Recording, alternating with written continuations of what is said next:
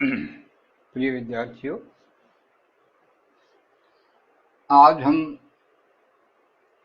हिंदी व्याकरण के शब्द भेद में एक बहुत ही महत्वपूर्ण प्रकरण सीखने जा रहे हैं। इस पर अभ्यास करेंगे। वैसे ये हम छुटपन से पढ़ते आ रहे हैं, लेकिन भूल हो जाती है, विस्मृति हो जाती है। मैं आपको आज सरलतम तरीकों से और रोचक हिसाब से, रोचक दृष्टिकोण से या रोचक प्रक्रिया से आपको ये प्रकरण सिखाऊंगा। जहाँ तक आप पकड़ सकें, मैं मेरे कार्यक्रम को सफल मानूंगा। देखिए, हमने रूप परिवर्तन के आधार पर शब्द भेद या प्रयोग के आधार पर शब्द भेद हिंदी व्याकरण में मूलतः दो प्रकार के होते हैं, विकारी और अविकारी। जैसा कि इसके नाम से स्पष्ट हो रहा है, विकारी का मतलब जिसमें विकार पैदा होता है, अर्थात जहाँ विकार पैदा होता है वहाँ परिवर्तन होता है। अतः ये परिवर्तन के आधार पर विकारी शब्द जो है, इसका रूप बदल जाता है और ये रूप बदल करके अपना नया रूप धारण कर लेता है। ऐसी स्थिति में ये कहलाता है। दूसरा इसका भेद है अविकारी। इस अविकारी शब्द को ही हिंदी व्याकरण में अव्यय के नाम से भी जाना जाता है। अव्यय, अ प्लस वे, अ मानी नहीं, वे मानी खर्च होना, अर्थात जो खर्च नहीं होता है, जिसका रूप परिवर्तन नहीं होता है, या जिस शब्द का कितनी बार प्रयोग किया जाए वो ज्यों का त्यों रहता है, उसे अविकारी कहते हैं। अतः प्यारे बच्चों, ये सरलतम सारणी जो आपके सामने शामपट पर बनी है, इसमें समझिए शब्द के रूप परिवर्तन के आधार पर दो भेद, विकारी शब्द और अविकारी शब्द या अव्यय। आप इसमें ध्यान रखें। आपको सीधा सा प्रश्न पूछा जाता है कि भाई रूप परिवर्तन के आधार पर शब्द भेद लिखिए, तो आप इसमें कल आपको मैंने बताया था कि दो विकारी अविकारी, उसके चार इस तरह से 8 भेद हो जाते हैं। लेकिन हमें इस प्रश्न का सीधा सा उत्तर यही देना है कि रूप परिवर्तन के आधार पर हिंदी व्याकरण में शब्दों के भेद दो ही होते हैं, एक विकारी और एक अविकारी। फिर पूछा जाए कि विकारी के भेद कितने हैं, तो आप समझिए विकारी शब्द के भेद, यानी जो विकार पैदा करते हैं ऐसे शब्दों का, या लिंग वचन कारक क्रिया आदि के कारण जिन शब्दों का रूप बदलता है, वो शब्द विकारी शब्द होते हैं। और वो 4 प्रकार के होते हैं, संज्ञा, सर्वनाम, विशेषण और क्रिया, जैसा कि सारणी में स्पष्ट हो रहा है। और इसी तरह से अविकारी शब्द जो है, अव्यय, जो जिनका रूप परिवर्तन नहीं होता है, 4 ही उनके भेद होते हैं, क्रिया, विशेषण, अव्यय। इसके पूरा नाम इसका सीखिए, क्रिया, विशेषण, अव्यय।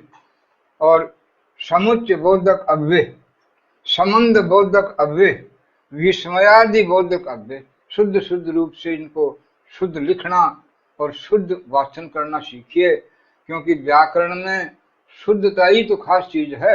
इसलिए इनका शुद्ध उद्बोधन और शुद्ध लेखन जरूरी है। अतः अब हम आगे बढ़ते हैं, संज्ञा पर आते हैं, क्योंकि विकारी शब्द का पहला भेद संज्ञा है। तो संज्ञा साधारण शब्दों के नाम को ही वैसे संज्ञा कहा जाता है। जैसे एक छोटा सा उदाहरण मैंने इस पर लिखा है, एक वाक्य बना करके, कि राम ने आगरा में सुंदर ताजमहल देखा। इसमें क्रमशः है, राम एक व्यक्ति है, आगरा एक स्थान या शहर का नाम है, सुंदर उस वस्तु का गुण है और यह भाव है, और ताजमहल एक वस्तु जगह है। ऐसी स्थिति में इस वाक्य में क्रमशः व्यक्ति, स्थान, वस्तु और भाव के नाम हैं।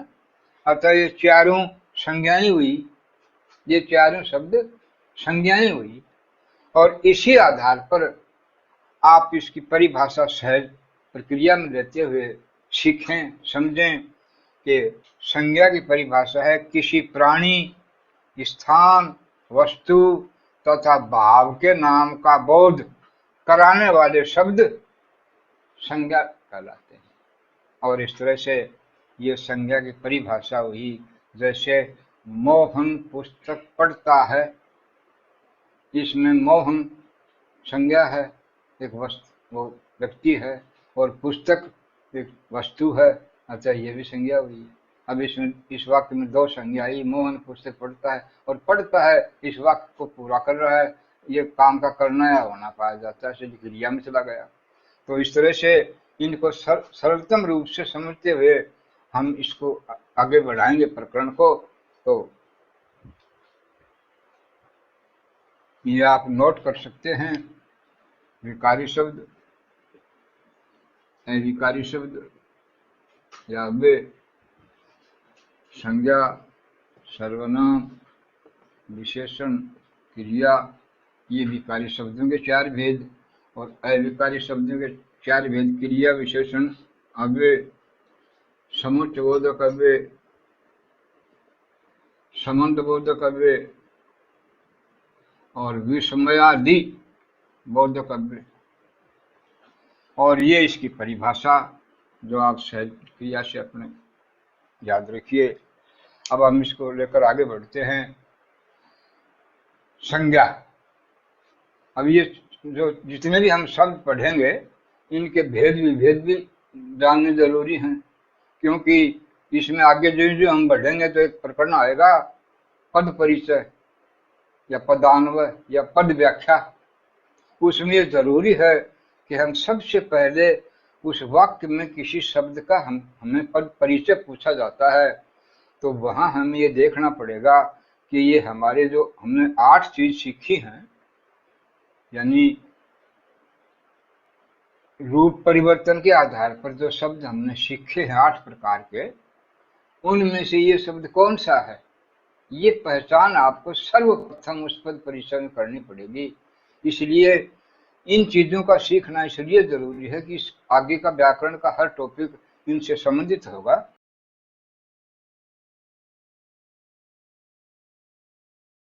अब आगे बढ़ेंगे, इसका भेद, संज्ञा के भेद। देखिए, संज्ञा के भेद 3 माने गए हैं। पुराने जमाने में जब कभी हम पढ़ते थे उस समय तो इसके हमें हमारे गुरु ने या पाठ्य पुस्तकों से हमने सीखे थे 4 भेद हैं संज्ञा के, और उसमें गुणवाचक संज्ञा का एक चौथा भेद और किया जाता था कि जो व्यक्तिवाचक संज्ञा, जातिवाचक संज्ञा, गुणवाचक संज्ञा और भाववाचक संज्ञा। बाद में विद्वानों ने इसको गुणवाचक को व्यक्ति भाववाचक में ही शामिल करते हुए और उसका रूप बदल करके 3 ही भेद रख दिए, तीसरा भाववाचक में ही गुणवाचक समा गया। इसलिए ऐसी स्थिति में संज्ञा के 3 भेद हुए, व्यक्तिवाचक संज्ञा, दूसरा जातिवाचक संज्ञा और तीसरा है भाववाचक संज्ञा विशेष। अब इन तीनों की हम परिभाषा पढ़े, उसके तुरंत बाद हमें एक बात सीखनी पड़ेगी कि व्यक्तिवाचक संज्ञा की रचना जो है वो 5 प्रकार के शब्दों से होती है, और ये एक महत्वपूर्ण बिंदु होगा जो हम सीखें। अब मैं प्रत्येक की परिभाषा बोल रहा हूँ। व्यक्तिवाचक संज्ञा, जैसा कि इसके नाम से जाहिर है, व्यक्ति माने आदमी, किसी मनुष्य, खास स्थान, शहर, खास पर्वत, नदी, यानी विशेष प्रकार के नाम को, खास नाम को, व्यक्ति के नाम को व्यक्तिवाचक संज्ञा कहते हैं। जैसे राम, मोहन, हरि, सोहन, कलकत्ता, बम्बई, दिल्ली, जयपुर, और भाई स्थान विशेष, पर्वत विशेष। जैसे पर्वत शब्द सामने आएगा तो ये सब होगा जातिवाचक संज्ञा में, क्योंकि ये पर्वतों की जाति का बोध करा रहा है। लेकिन हिमालय पर्वत ये कोई बोले तो हम तुरंत कहेंगे ये व्यक्तिवाचक संज्ञा में आ गया। विंध्याचल पर्वत, गंगा नदी, गोदावरी नदी, ये नदी विशेष जो व्यक्तिगत नाम में आते हैं, ये सब इस व्यक्तिवाचक संज्ञा में आएंगी। इसलिए देश, शहर, गांव और व्यक्ति, इन सब का नाम जो है व्यक्तिवाचक संज्ञा की श्रेणी में आएगा। अतः आपको पहली परिभाषा मिली व्यक्तिवाचक संज्ञा किसे कहते हैं। दूसरी संज्ञा है जातिवाचक। जाति का सवाल यहाँ ये नहीं है कि हम यूं सोचें भाई ये हील है, ब्राह्मण है आदि, नहीं। इसमें हम ये सोचेंगे जातिवाचक संज्ञा में उस शब्द, वो शब्द जो हमारे सामने आया है वो एक जाति विशेष का बोध करा रहा है या समूह विशेष का बोध करा रहा है। वैसे आपको बताऊं कि जो चीज हमारे सामने दिख रही है वो संज्ञा है, और जो खास है वो व्यक्तिवाचक संज्ञा है, और खास के अलावा जो जाति के रूप में बची हुई है वो जातिवाचक संज्ञा है। जैसे मैं यहाँ खड़ा खड़ा आपके सामने, आप भी देख रहे हो, बहुत सारी चीजें मुझे दिख रही हैं, मैं नाम बोल रहा हूँ। पर्दा, कुर्सी, टेबल, लड़का, मनुष्य, ये शब्द जो मैंने बोले ये एक जाति का बोध करा रहे हैं, अतः जातिवाचक संज्ञा आ गया।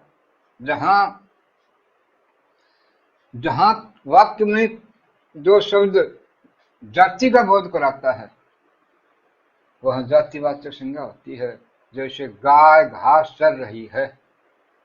अब यहाँ गाय जो है ये एक समूह का बोध कराती है, एक जाति का बोध कराती है। जानवरों में एक गाय नामक जानवर होता है, इसीलिए जातिवाचक श्रेणी में आ गई गाय, कुर्सी, टेबल आदि।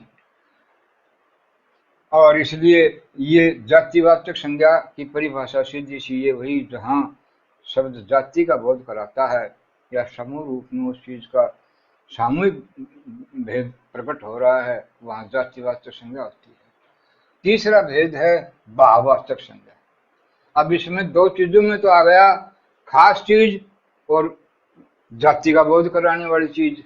अब तीसरी चीज वो बची जिनमें मनुष्य के मनोभाव या उसकी अवस्था, स्थिति, दशा, इन शब्दों का बोध होता है। वो शब्द भाववाचक शब्द होते हैं, या अर्थात वो उसके भाव को प्रकट करते हैं। जैसे बूढ़ा, अब बूढ़ा तो आ गया जातिवाचक संज्ञा में, लेकिन उसका रूप आया पा, बुढ़ापा। बच्चा जातिवाचक संज्ञा में आ गया, लेकिन उसके लिए ये कहें बचपन, तो ये वनपन आदि शब्द लगने से जो शब्द बने, बूढ़ा से बुढ़ापा और बच्चा से बचपन, ये बुढ़ापा और बचपन ये भाववाचक संज्ञा की श्रेणी में आ गए। अतः जहां किसी वस्तु का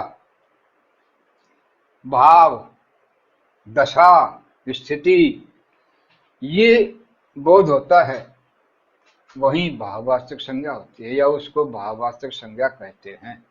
अब बच्चों, ये दो संज्ञाएं तो ऐसी थी जो सीधे सीधे शब्दों पकड़ में आ गई, लेकिन भाववाचक संज्ञा के शब्द जो हैं ये विभिन्न प्रकार से बनाए जाते हैं। उसका ज्ञान देना बहुत ही जरूरी है, और ये समझने के लिए मैंने श्यामपट्ट पर लिखा है। विशेष भाववाचक संज्ञा की रचना 5 प्रकार के शब्दों से होती है। जैसे पहले शब्द हैं जातिवाचक संज्ञा से, जैसे शिशु, शिशु से शैशव। अब शिशु जातिवाचक संज्ञा में था और शैशव शब्द बन गया भाववाचक में। विद्वान, विद्वान से विद्वता। पशु, पशुता, पशु जातिवाचक में था, पशुता भाववाचक में आ गई। इंसान, इंसानियत। मानव, मानवता। इस तरह से इंसानियत और मानवता भाववाचक संज्ञा की श्रेणी में आ गए। अतः भाववाचक संज्ञा बनाने के लिए पहली प्रकार के शब्द जो है वो होते हैं जातिवाचक संज्ञा से। लड़का से लड़कपन, बच्चा से बचपन, बूढ़ा से बुढ़ापा, चोर से चोरी आदि ये शब्द जो हैं ये जातिवाचक संज्ञा से भाववाचक में बन गए। फिर दूसरा भाववाचक संज्ञा बनाने के लिए दूसरे प्रकार के शब्द होते हैं सर्वनाम, सर्वनाम से बने शब्द, जैसे मम से ममता, अपना से अपनत्व, सर्व से सर्वस्व आदि। तीसरा, विशेषण के जो शब्द हैं, यानी संज्ञा और सर्वनाम की विशेषता बताने वाले शब्द विशेषण होते हैं। उन विशेषणों से जो शब्द बनाए जाते हैं भाववाचक संज्ञा के, वो हैं जैसे भयानक, भयानक से भय। अब ये भय शब्द जो है ये भयानक से बना और भाववाचक संज्ञा में आ गया। चालाक से चालाकी, बुरा से बुराई, अच्छा से अच्छाई, ये शब्द जो है भाववाचक के बन गए। और ये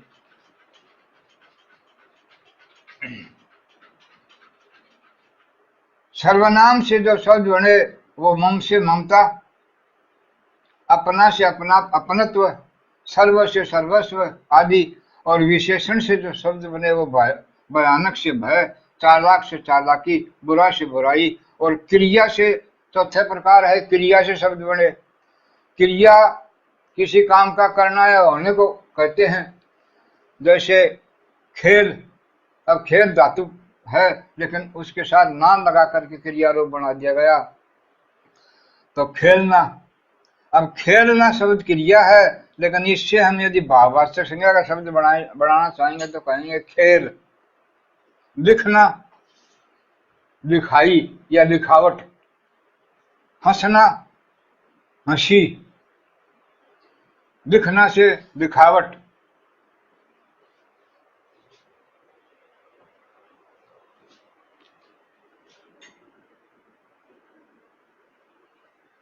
और हंसना से हंसी, जलना से जलन और बोलना से भूल, ये सब सारे के सारे क्रिया से भाववाचक संज्ञा की श्रेणी में आ गए। और पांचवा है अव्यय शब्दों से। अतः जैसे दूर से, दूर एक अव्यय शब्द है, या यूं कहो अविकारी शब्द है। इससे दूरी, धिक, धिक्कार, शीघ्र से शीघ्रता, समीप से सामीप्य या समीपता, और नीचे से निचाई या नीचापन आदि शब्द जो हैं ये अव्यय से बने हुए हैं। अतः अब ये भाववाचक संज्ञा के का जो मूल बिंदु था वो था कि ये शब्द किन किन रूपों से बदल करके बनते हैं, ये आपके सामने श्यामपट पर है। विशेष में भाववाचक संज्ञा की रचना के 5 प्रकार जातिवाचक संज्ञा से नोट कर लीजिए, और सर्वनाम से, तीसरा विशेषण से, और चौथा क्रिया से, और पांचवा अव्यय से। इन 5 प्रकार के शब्दों को आपके सामने दिया गया। ये हुए विकारी शब्दों में आज की पढ़ाई में संज्ञा। अब हम इससे आगे बढ़ेंगे सर्वनाम।